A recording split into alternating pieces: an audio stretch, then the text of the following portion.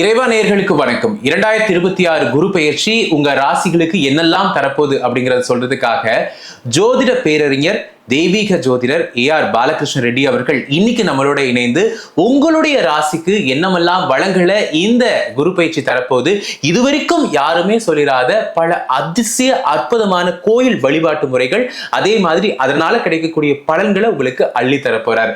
நிறைய விஷயங்களோட ஐயாவை இன்னைக்கு நம்ம நிகழ்ச்சிக்கு வரவேற்கலாம். ஐயா வணக்கம். விருட்சகம், பொருளாதார ரீதியா குரு பயிற்சியினுடைய இந்த குருவினுடைய பார்வை எப்படிப்பட்ட மாற்றங்கள் ஏற்றங்கள் தரப்போகுது வாழ்க்கையில? நல்லதாங்க இருக்கு. ஆனா அந்த நம்பிக்கையோட ஒரு முடிவு எடுக்கணும். நம்பிக்கை முக்கியம். ஆமா, சந்திரன் நீச்சப்பட்டு போயிடுறாருல. இப்போ நம்ம நிகழ்ச்சி கூட நிறைய பேர் பார்ப்பாங்க. சரி, ஏதோ சொல்றீங்க, ரைட், ஓகே, நீங்க சொல்றதை கேட்டுக்கிறோம் சார், ரைட். ஆனா அந்த நம்பிக்கை வராது. ஆனா என்னுடைய கேள்வி என்ன அப்படின்னு கேட்டிங்கன்னா, நம்பிக்கையோடு திடமான ஒரு வாழ்க்கையோடு நீங்கள் முடிவு எடுத்தீங்கன்னா, தெளிவான சிந்தனையோடு இருந்தீங்கன்னா அற்புதமான வாழ்க்கை வரும், நல்லாயிருக்கும். முதல்ல உத்தியோக உயர்வு, ப்ரமோஷனு. ரொம்ப நாளாக ப்ரமோஷன் வரலன்னு சொன்னவங்களுக்கு ப்ரமோஷன், ரொம்ப நாளாக திருமணம் நடக்காதவர்களுக்கு திருமணம், குழந்தை பாக்கியம் இல்லாதவர்களுக்கு குழந்தை பாக்கியம், வீடு மனை அமையும், வாகனங்கள் அமையும். இது எல்லாத்தோட உறவுகள் மேம்படும். இது வரைக்கும் அவன் கெட்டவன், இவன் கெட்டவன், இவன் நல்லவன், அவன் நல்லவன், இந்த பஞ்சாயத்து போயிட்டு இருந்தது இப்போ உங்களுக்கு ரொம்ப அற்புதமான வாழ்க்கையை கொடுக்கும், நல்லாயிருக்கும். தெளிவான சிந்தனை கிடைக்கும். இது எல்லாத்தோட ஆரோக்கியம் வரும். தாயினுடைய ஆரோக்கியத்தில் மிக கவனம் வேண்டும். மிக மிக கவனமாக இருந்தால் அற்புதமான வாழ்க்கை வரும், நல்லாயிருக்கும். உங்கள் ஜாதகத்தில் இப்போதைக்கு என்ன மகாதிசை நடந்துக்கிட்டு இருக்குன்னு பாருங்கள். நான் சொல்கிற பரிகாரத்தை போய் செஞ்சுட்டு வாங்க. அங்கே போய் செஞ்சுட்டு வந்தீங்கன்னா உங்களுக்கு முதல்ல ஆரோக்கியம், சளி சம்பந்தமான பிரச்சனைகள் போகும், மனோ தைரியம், மன நிம்மதி வரும், நல்லாயிருக்கும். நிச்சயமா. அப்போ இந்த வருஷத்துக்கான பொருளாதார சூழல் நீங்க சொன்ன மாதிரி கொஞ்சம் சிறப்பாகவே இருக்குங்கிறீங்க. அப்போ மற்ற விஷயங்கள், முதலீடு கொடுக்கறதாகவும் இல்ல தொழில் துவங்குறதாவோ, இந்த மாதிரியான விஷயங்கள் பண்ணலாமா? தாராளமாக செய்யலாம். வெளிநாடு வாய்ப்பு வந்தால் வேலைக்கு போகிறவங்க போகலாம், தொழில் ஆரம்பிக்கிறவங்க ஆரம்பிக்கலாம், பிஸ்னஸ் பார்ட்னர்ஷிப்பில் பணத்தை எடுத்துகிட்டு வந்து கொடுக்குறவங்கள ஃபினான்ஷியல் பார்ட்னர்ஸாக சேர்த்துக்கலாம், நல்லாயிருக்கும். விருட்சகத்துக்கு அப்போ காலம் அமோகமாக இருக்கு. விருட்சகத்துக்கு வந்து தொழிலும் நல்லா இருக்குது, வியாபாரம் நல்லா இருக்குது, அவங்களுடைய குடும்ப வாழ்க்கையும் நல்லா இருக்குது. குழந்தைகளுக்காக செலவு பண்ணி படிக்க வைக்கிறது, மேல் படிப்புக்காக வெளிநாடு போகிறது, பேங்க் லோன் கிடைக்கிறது, அப்படின்னு இவங்களுக்கு சுப பலன்கள் நிறைய கிடைக்கும். அப்போ எல்லாமே சுப செலவு தான், நல்லா இருக்கு, அருமையாக இருக்குது. இந்த உடம்பு மாத்திரம் கொஞ்சம் பார்த்துக்கணும். ஏற்கனவே அவங்களுக்கு அந்த சளி சம்மந்தமான பிரச்சனைகள் இருக்கும், அதனால் அது ஒன்றும் பெரிய பிரச்சனை இல்லை. கோல்ட் அண்ட் காஃப் இருக்கும், ENT ப்ராப்ளம் இருக்கும், அது வண்டி பார்த்து.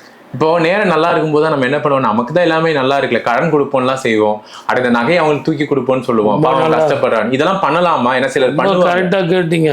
இல்லை இவங்க பண்ணுவாங்க. அது இந்த விருச்சிக ராசி நேயர்கள் கண்டிப்பாக பண்ணுவாங்க. ஏன்னா அடுத்தவங்களை நம்பி மோசம் போகிறது தான் இவங்களுக்கு. இவங்ககிட்ட அப்போ பசிக்குதுன்னு பணம் கேட்டால் பாக்கெட்லேருந்து மொத்த பணத்தை எடுத்து கொடுத்துருவாங்க. அதில் ஒரு நோட்டு கொடுப்போன்னு கொடுக்க மாட்டாங்க, எல்லாத்தையும் கொடுத்துருவாங்க. மிக கவனமாக இருக்க வேண்டியவங்க. அதனாலேயே இவங்க குடும்ப வாழ்க்கை ரொம்ப பாதிக்கும். அன்புக்கு பாத்திரமானவர்கள், அதனால அந்த வேலைக்கெல்லாம் போகக்கூடாது. அதெல்லாம் நிதானமாக இருக்கணும், பொறுமையாக இருக்கணும், சர்வ ஜாக்கிரதையாக இருக்கணும். அப்போ அந்த தப்பை மட்டும் பண்ணவே கூடாது. ஆனால் முதலீடுகளை ஈடுபடலாம், முதலீடு தாராளமாக பண்ணலாம், சுப செலவுகளில் தாராளமாக செய்யலாம், அற்புதமான வாழ்க்கை வரும், நல்லாயிருக்கும். இந்த வருஷத்துக்கான அவங்களுக்கான வழிபாடு தெய்வம் என்ன, என்ன பரிகாரம் பண்ணனா என்ன பலன்கள் கிட்டும்?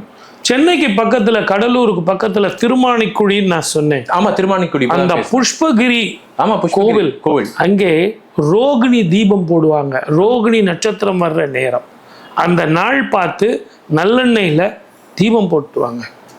அது போட்டு வந்தீங்கன்னா உங்களுக்கு கை கெட்டினது வாய் கெட்டும். கடந்த 5 வருஷமா ரொம்ப கஷ்டப்பட்டு இருந்தீங்க.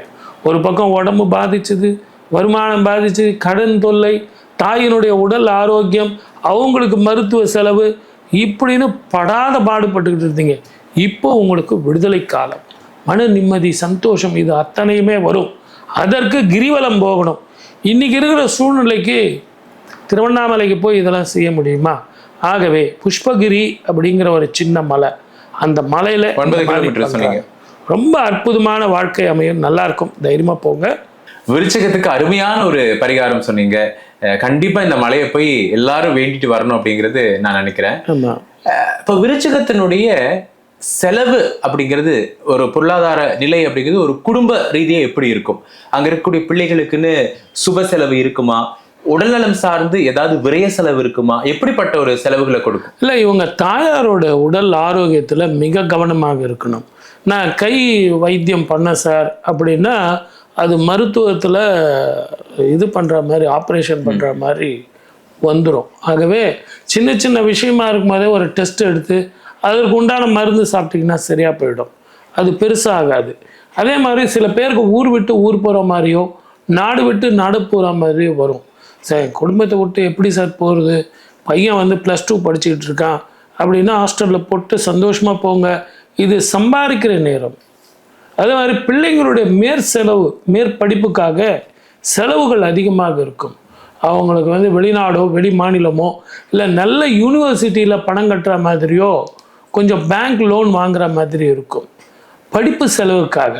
அந்த மாதிரி இருந்தால் நீங்கள் தாராளமாக எனக்கு அந்த இஎம்ஐ கட்டுற அளவுக்கு வசதி வருமா சார், நான் கட்டிடுவேண்ணா, கடன்காரன் எனக்கு பிரச்சனை வராதில்ல, நாளைக்கு பேங்க்ல இருந்து வந்து கேட்டால் எனக்கு அசிங்கமாக இருக்குமே சார்னா உங்கள் கௌரவம் பாதிக்கப்படாது.